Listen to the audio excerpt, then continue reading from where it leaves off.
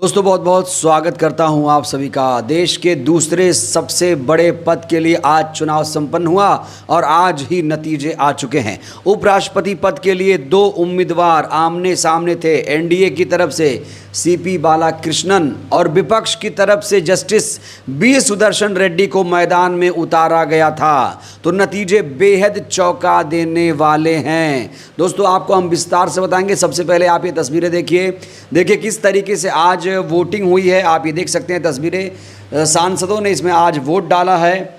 आपको बता दें लोकसभा और राज्यसभा के जो सांसद होते हैं इसमें वोटिंग करते हैं। तस्वीरें आप देखिए। और कुल जो वोट थे इसमें 781 थे। जीत के लिए 391 मत की ज़रूरत थी, यानी बहुमत के लिए 391 सीटों की ज़रूरत थी। और आज नतीजे बेहद चौंका देने वाले हैं। तो इस समय की सबसे बड़ी खबर यह है कि सीपी बालाकृष्णन उपराष्ट्रपति बन गए हैं। आरएसएस से आते हैं, तमिलनाडु बीजेपी के अध्यक्ष हैं, मोदी शाह के बेहद करीबी हैं और इनको नया राष्ट्रपति चुन लिया गया है। दोस्तों आंकड़े मैं आपको बताना चाहता हूं, आंकड़े किस तरीके से थे। इन्हें कुल 452 वोट मिले हैं। 446 वोटर्स ने इसमें मतदान किया था। इंडिया गठबंधन उम्मीदवार बी सुदर्शन रेड्डी को भी 300 मत मिले हैं। 300 दोस्तों बहुत बड़ी खबर है ये। टोटल वोट कुल 752 पड़े हैं। और वही खबर ये भी है कि एनडीए के पक्ष में 27 विपक्षी सांसदों ने क्रॉस वोटिंग की है। 15 वोट इनवैलिड हो गया है। तो बड़ा सवाल ये है कि विपक्ष के वो 27 सांसद कौन हैं जिन्होंने एनडीए के पक्ष में वोट कर दिया। और दोस्तों सुदर्शन रेड्डी साहब ने जिस तरीके से चुनाव लड़ा वो काबिले गौर है, काबिले तारीफ़ है। वैसे जब ये राष्ट्रपति चुनाव के लिए तारीखों का ऐलान हुआ तो इंडिया गठबंधन ने यानी विपक्ष ने इसके लिए कोई भी प्रत्याशी पहले नहीं उतारने का फैसला लिया था। उसके बाद एक माहौल बना, विपक्ष के तमाम नेता एकजुट हुए, तमाम पार्टियां एकजुट हुईं। उसके बाद सुदर्शन रेड्डी साहब को उम्मीदवार बनाया गया जो सुप्रीम कोर्ट के पूर्व जस्टिस रह चुके हैं, कई मामलों पर फैसला दे चुके हैं और वो लगातार इसकी लड़ाई लड़ रहे थे, तमाम प्रदेशों का दौरा कर रहे थे। उन्हें 300 वोट मिले हैं। बहुत बड़ी जीत है दोस्तों। 300 वोट, जानते हैं 300 सांसदों ने इन्हें वोट किया है।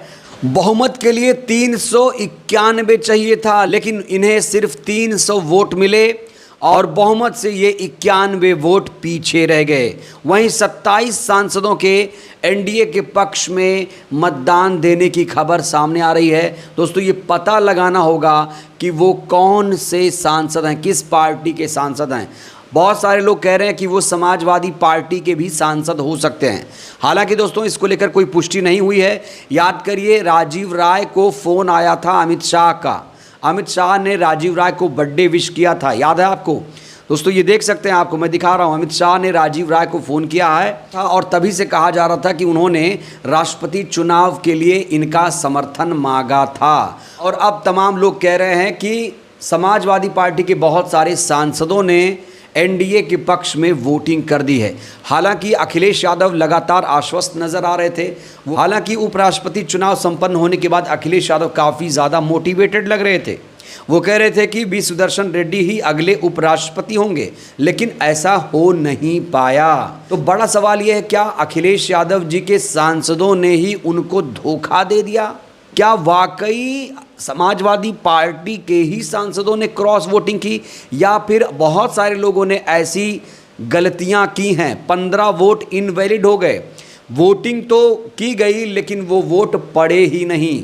तो इसको लेकर कहा जा रहा है कि उपराष्ट्रपति चुनाव में भी खेला हुआ है। मोदी और शाह ने सबको फ़ोन करके बोला था कि भैया हमारे पक्ष में ही वोट करना, क्योंकि इस बार भी हमारा उपराष्ट्रपति यानी एनडीए का उपराष्ट्रपति होना चाहिए। दोस्तों आपको नहीं भूलना चाहिए कि जो जगदीप धनखड़ थे वो किस तरीके के राष्ट्रपति थे। विपक्ष के सांसदों को बोलने नहीं देते थे, याद है ना आपको। और कहा जा रहा है ये जो सीपी बालाकृष्णन हैं ये भी धनखड़ के ही मिजाज के हैं।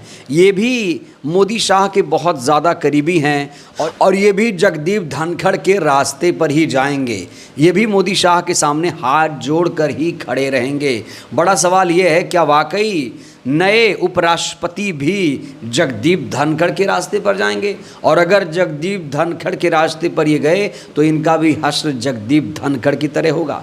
दोस्तों, कहा जा रहा है कि जगदीप धनखड़ जो हैं वो गुमशुदा चल रहे हैं, उनका कोई अता पता नहीं चल रहा है, कहाँ पर हैं, क्या कर रहे हैं, कोई भी नहीं जानता है। हालांकि अब कहा जा रहा है कि उन्होंने पेंशन के लिए अप्लाई किया था, विधायकी का पेंशन, उपराष्ट्रपति का पेंशन, राज्यपाल का पेंशन उन्होंने अप्लाई किया था और पेंशन बहाल हो गई है, उपराष्ट्रपति भी चुन लिया गया है।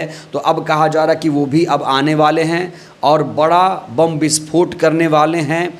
जैसे सत्यपाल मलिक साहब ने मोदी शाह की पोल खोली थी, मोदी सरकार की पोल खोली थी, कहा जा रहा है कि पूर्व उपराष्ट्रपति जगदीप धनखड़ भी कुछ ऐसा ही खुलासा करने वाले हैं। तो बहरहाल देश को नया उपराष्ट्रपति सीपी बालाकृष्णन के रूप में मिल चुका है। दोस्तों, सीपी बालाकृष्णन जो हैं वो तमिलनाडु से आते हैं। तमिलनाडु से अगर मैं बात करूं तो अब तक 3 उपराष्ट्रपति हो चुके हैं, और जो बी सुदर्शन रेड्डी साहब थे वो भी दक्षिण भारत से ही आते हैं। कहा जा रहा है इनका जो रूट है वो आंध्र प्रदेश का है, और काफ़ी अच्छी फाइट की थी सुदर्शन रेड्डी साहब ने, और लोग उनकी भी तारीफ़ कर रहे हैं। 300 वोट उन्हें मिला है, तो जाहिर तौर पर उनकी भी तारीफ़ हो रही है। बहुत कम मार्जिन से वो चुनाव हारे हैं, तो ऐसे में ये बहुत तगड़ी फाइट नज़र आई इस बार, और ये पता लगाना होगा कि विपक्ष के वो कौन कौन से सांसद थे जिन्होंने क्रॉस वोटिंग की एनडीए के पक्ष में। दोस्तों, ये बहुत बड़ी धोखेबाजी है। क्रॉस वोटिंग जो जिसने किया है ना, उसने बहुत बड़ा धोखा दिया है। और देखिए, क्रॉस वोटिंग की संभावना एनडीए की तरफ, और देखिए क्रॉस वोटिंग की जो संभावना थी वो एनडीए की तरफ से ज़्यादा थी।